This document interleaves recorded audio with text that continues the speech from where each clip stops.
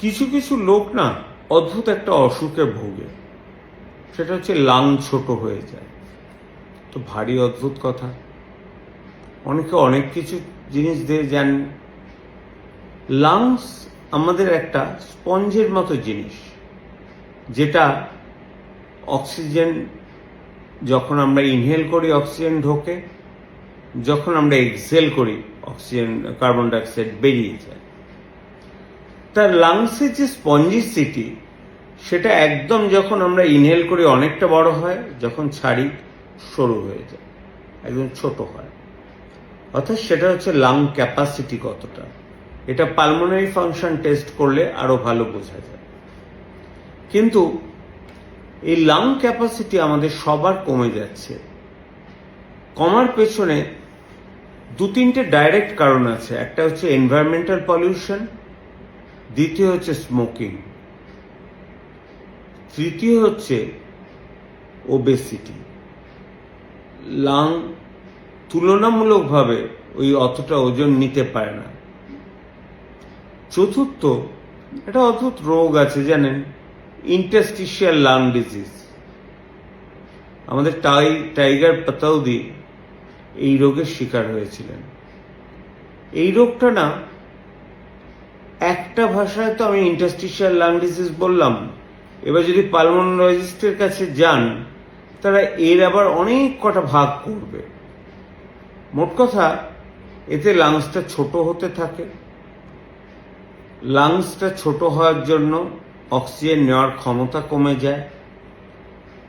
এই সমস্ত লাংসের অসুখগুলো, যেগুলো ইন্টারস্টিশিয়াল লাং ডিজিজ অর্থাৎ লাংস ছোট হয়ে যায়, সেগুলো কিন্তু আন্ডারলাইন কোনো বাতের রোগ আছে কিনা আগে দেখে নিতে হবে।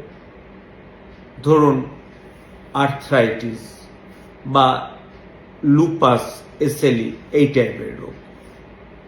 যদি এসব রোগ থাকে তার চিকিৎসা করলে কিছুটা ভালো হয়।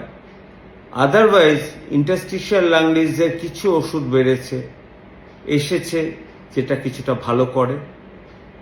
স্টেরয়েড এখনো অবধি খুবই ভালো, কিন্তু সবচেয়ে প্রথম জিনিস হচ্ছে তাদের প্রিভেনশন ফ্রম ইনফেকশন। অর্থাৎ ইনফ্লুয়েঞ্জা ভ্যাকসিন প্রতি বছর আমাদের এখানে জুন জুলাই মাসে, আর নিউমোনিয়া ভ্যাকসিন 20 নম্বর একটা সারা জীবনের মতো, আর হারপিস জস্টারের ভ্যাকসিন নিয়ে নেওয়া, আর রেগুলার ব্রিদিং এক্সারসাইজ, আর যতটা সম্ভব বিড়ি ছাড়তে হবে। লোকেরা বিড়ির কথা বললে বড্ড রেগে যায়। তা বলে না না, বিড়ি খাই না, সিগারেট খাই। ব্যাপারটা তো একই।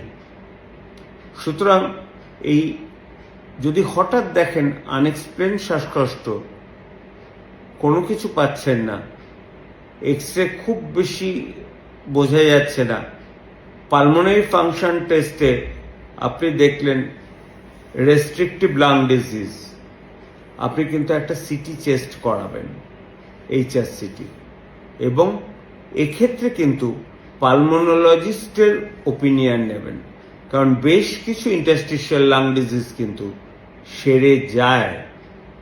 সুতরাং আমরা সেই শার্লক হোমসরা ধরবো আপনার ইন্টারস্টিশিয়াল লাং ডিজিজ হয়েছে কি করে, আঙুলের দিকে তাকাবো, আঙুলে মোটা মোটা ক্লাবিং থাকবে, তার দেখবে একটু হাঁটতে গেলে হাঁপিয়ে যাচ্ছে, চেস্টে যদি স্টেথো বসায় কড়কড় কড়কড় করে আওয়াজ হয়, আর তখন আমরা একটা HRCT করার জন্য এবং দু একটা সাধারণ টেস্ট করতে দিই, যাতে আমরা বুঝতে পারি যে এই রোগী অত্যন্ত গুরুত্বপূর্ণ, এনাকে আগে পালমোনোলজিস্টের আন্ডারে রাখা দরকার।